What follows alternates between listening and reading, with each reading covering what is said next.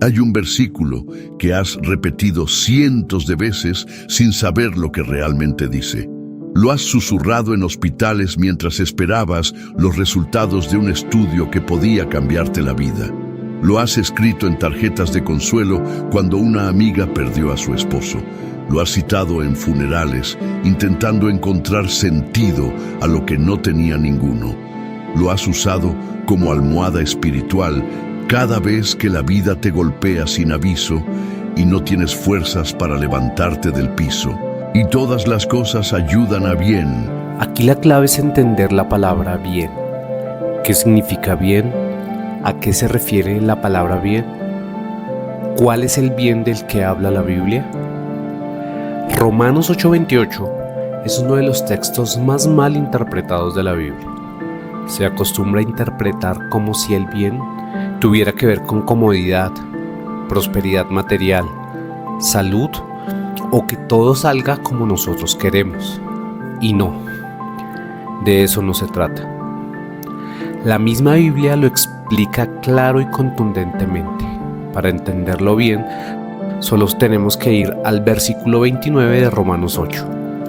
Porque a los que antes conoció, también los predestinó para que fuesen hechos conforme a la imagen de su Hijo. Repito, conformes a la imagen de su Hijo. El significado de este pasaje es muy valioso, profundo y espiritual. El mejor bien para nosotros es ser conforme a la imagen de Jesucristo, parecernos a Él. No tiene nada que ver con nuestra felicidad temporal, sino con nuestro crecimiento espiritual y santificación, lo que realmente es eterno, porque cuando ya no estemos en esta tierra, lo material se queda y disfrutaremos de las riquezas espirituales que hayamos cultivado en esta tierra. El objetivo supremo de Dios es que cada situación nos moldee nuestro carácter, nos ayude a aumentar nuestra fe y crezcamos en amor para con Dios. Más adelante el versículo dice, conforme a su propósito son llamados. ¿Y cuál es ese propósito? ¿Será que su propósito es hacernos ricos? ¿O que nunca pasemos adversidad? ¿O que tengamos casa, carro, éxito? El propósito de Dios es que seamos hechos conformes a la imagen de su Hijo. El propósito de Dios es eterno. Las cosas materiales que podamos conseguir en esta tierra son efímeras. Hoy están, mañana se van. El bien está ligado al plan eterno de salvación y de gloria que Dios tiene para sus hijos. Esta verdad hermosa y bíblica es una maravillosa introducción que nos llevará a entender los versículos del devocional de hoy. Porque a alguien que disfruta la vida con Cristo no le puede tener miedo a la muerte, así como Pablo no le tenía miedo a la muerte. Hoy veremos que Pablo también mantenía el gozo a pesar de la muerte.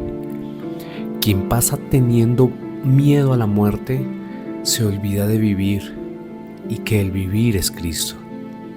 Filipenses 1:21 dice, porque para mí el vivir es Cristo y el morir es ganancia. Esta afirmación me lleva a hacerte una pregunta. ¿Quién es Jesús para ti? Para Pablo, Jesucristo no era solo una religión, no era solo un maestro o alguien a quien admirar. Para Pablo, Cristo era el mismo Dios y eso significaba el todo. Cristo era el motor, la identidad y el propósito absoluto de su existencia.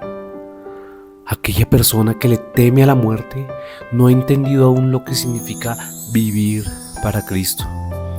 El cristiano sabe a ciencia cierta que para él el morir es ganancia.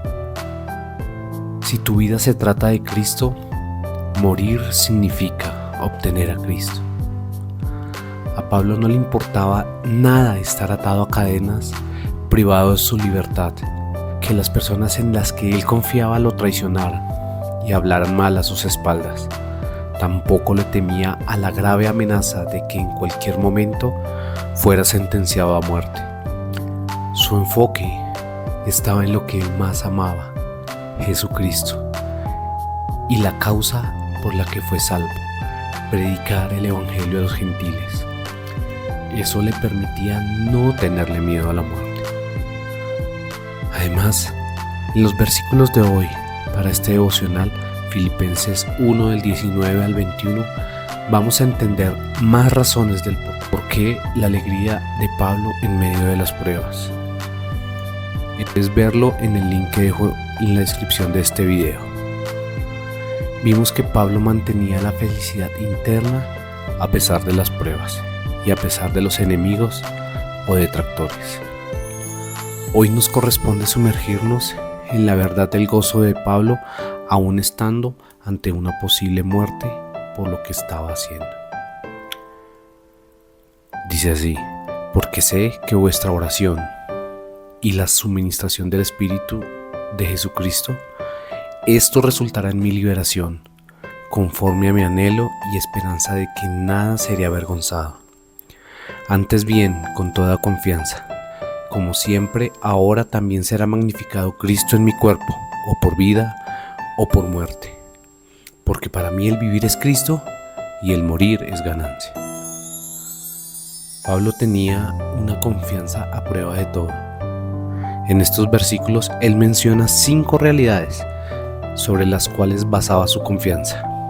Primero, la voluntad del Señor. Segundo, la oración de sus hermanos. Tercero, la provisión del Espíritu. Cuarto, la esperanza de Cristo. Quinto y último, el plan perfecto de Dios. Porque sé. Pablo confiaba en la voluntad de Dios. ¿Realmente vivimos creyendo que todo lo que vivimos tiene un propósito en Dios? Seguro, muchas veces hemos creído que a Dios se le pasó una situación en nuestra vida y nos abandonó. Pablo confiaba plenamente que el Señor tenía el control de todo. Él estaba seguro que usaría incluso su sufrimiento para su bien. Confiar en la voluntad de Dios es creer lo que dice la palabra de Dios. Confiar en la voluntad de Dios es creer y conocer en uno de los atributos de Dios más maravillosos. Dios es omnisciente. Y como conoce todo, conoce el principio y el final de todo. Por eso no se equivoca. Su mirada está en la eternidad. Él ya sabe lo que pasará. Y por eso su voluntad ahora es como lo dice la palabra de Dios, para que comprobéis cuál sea la voluntad de Dios, agradable y perfecta. En la oración de los santos. Confiaba en la oración de los creyentes. Pablo no menospreciaba la oración de los hermanos de la iglesia. En estos días, muchas personas me aseguran que oran por nosotros. No significa que yo confíe en esas oraciones específicamente. El poder no lo tiene la oración en sí, sino a quién van nuestras oraciones. Pero también sé, según su palabra, que Dios obra a través de la oración de los hermanos. El Señor nos ordena a orar unos por otros. Nosotros particularmente encontramos mucha fortaleza al saber que hay hermanos que oran por la salud de mi esposa. Esto aumenta nuestra confianza, por ende aumenta nuestro gozo. No olvides expresarle a alguien que esté pasando una prueba que vas a orar por él, pero hazlo realmente. Nosotros hemos tomado esta costumbre. Cuando le decimos a alguien por teléfono o personalmente que vamos a orar por él, paramos en ese momento nuestros quehaceres y estemos donde estemos, oramos por esa persona. Lo hacemos realmente. La oración del justo puede mucho. La suministración del Espíritu de Jesucristo. Él confiaba en la provisión del Espíritu Santo. Jesús nos prometió que nos daría otro consolador para que estuviera con nosotros. Nos prometió provisión para momentos de la vida, y no cualquier provisión, la provisión del Espíritu Santo para ayudarnos. Su provisión es plena, es abundante y suficiente. El Espíritu Santo le daba poder, dirección, consuelo y todo lo necesario para enfrentar cada desafío. Y Pablo entendía que nunca estaba solo, porque Dios mismo habitaba en él. Confiemos en que el Espíritu Santo está habitando en nosotros y no estamos solos. Saber de semejante respaldo como cristianos nos ayuda a no darle ningún lugar a la tristeza. Sigue diciendo así: conforme a mi anhelo y esperanza de que nada seré avergonzado, antes bien con toda confianza, como siempre, ahora también será magnificado Cristo en mi cuerpo. Confiaba en la esperanza de Cristo. El mayor deseo de Pablo no era escapar del sufrimiento, sino que Cristo fuera glorificado en su vida. Su esperanza estaba puesta en las promesas eternas de Dios y no en las circunstancias temporales que estaba viviendo. Si nuestra esperanza está basada en ilusiones personales, por ejemplo, en lo que tenemos o en lo que hemos conseguido, en nuestra salud, porque es que solo estamos a un diagnóstico negativo para que se desvanezca, o en nuestro conocimiento, es un fundamento débil. Nuestra esperanza debe estar fundamentada en las promesas de Dios. ¿Cuáles son? Provisión, guía, perdón, protección, paz, vida eterna y, lo más importante, salvación. Pablo realmente vivía muy feliz en medio de todo, al saber que gracias a Jesucristo él era salvo y Dios era glorificado. Sigue diciendo: o por vida o por muerte, porque para mí el vivir es Cristo y el morir es ganancia. Eso quiere decir que Pablo confiaba en el plan perfecto de Dios. Su vida tenía un solo propósito: amar, servir y glorificar a Jesús. Y sabía que la muerte no era una derrota, sino la entrada a la presencia de su Salvador. Cuando Cristo se convierte en el centro de nuestra vida, podemos enfrentar cualquier prueba con la certeza de que Dios sigue obrando y que su plan siempre es perfecto. Pablo hacía todo por Cristo. Al final estaba dispuesto a morir por Cristo. Pero él sabía que incluso la muerte era en definitiva una ganancia eterna. Conclusión.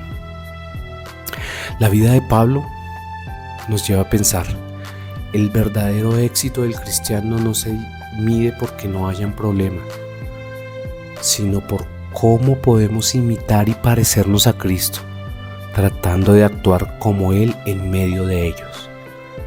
Jesús vivió todo en la tierra para demostrarnos cómo se vence todo: las pruebas, las traiciones, la escasez e incluso la sombra de la muerte no son señales de que Dios nos ha abandonado, sino son herramientas de un escultor perfecto que está trabajando en nuestra santificación. El reto es entonces que nosotros podamos lograr declarar con total convicción la asombrosa manifestación de Pablo: porque para mí el vivir es Cristo y el morir es ganancia. Ya no dependemos de las circunstancias para vivir en paz. Si hoy nos toca vivir, vivimos para glorificarle a Él. Si nos toca enfrentar la enfermedad o la muerte, lo hacemos cualquiera sea el resultado, porque sabremos que habrá una ganancia eterna. Oremos. Señor Dios eterno, hoy nos rendimos ante la profundidad de tu palabra. Te damos gracias porque tu amor es tan grande que no se conforma con darnos una comodidad efímera, sino que busca nuestro bien eterno. Busca hacernos conforme a la imagen de tu Hijo Jesucristo. Padre, perdónanos. Muchas veces hemos malinterpretado tus caminos y hemos medido tu bondad a través de las circunstancias, de la comodidad material o de la ausencia de problemas. Hoy entendemos que tú eres un escultor perfecto y que usas cada proceso, cada prueba como herramienta para moldearnos nuestro carácter, aumentar nuestra fe y santificarnos. Señor, anhelamos vivir con esa confianza a prueba de todo. Nos alineamos con tu voluntad agradable y perfecta, descansando en que tú eres omnisciente, que conoces el principio y el fin de nuestra historia y que jamás pierdes el control. Hoy depositamos nuestra confianza en ti, no en los cimientos débiles de este mundo, sino en tus promesas eternas. Te pedimos que, sea cual sea la realidad que estemos atravesando hoy, Cristo sea magnificado en nuestros cuerpos. Que en nuestra salud o nuestra enfermedad o en la escasez, ya sea por vida o por muerte, el principal glorificado sea tu Hijo Jesús. Quita de nosotros todo temor a lo desconocido o todo miedo a la muerte, para que podamos experimentar el verdadero gozo de vivir. Que nuestra identidad y nuestro motor absoluto seas tú, para que con toda convicción un día podamos declarar: para mí el vivir es Cristo y el morir es ganancia. Esto te lo pedimos en el precioso nombre de Jesús. Amén y amén. Te invito a que hoy dejes de centrar tu atención en lo grande que pueden ser tus problemas y comiences a ver cuán grandioso es Dios en medio de ellos. Descansa en su sabiduría, descansa en su soberanía y permite que el Espíritu Santo te llene de gozo, porque al final del día, si Cristo es tu todo, ya lo has ganado todo. También te invito a que escribas en los comentarios tu nombre y el nombre de alguna persona por quien quieres que oremos. Recuerda que Dios nos ordena a orar los unos por los otros. También te invito a que, si este devocional fue de bendición para ti, por favor te suscribas y no dejes de darnos un like para que YouTube nos siga recomendando. Gracias por escucharlo. Y como siempre terminamos este devocional, solo a Él la gloria.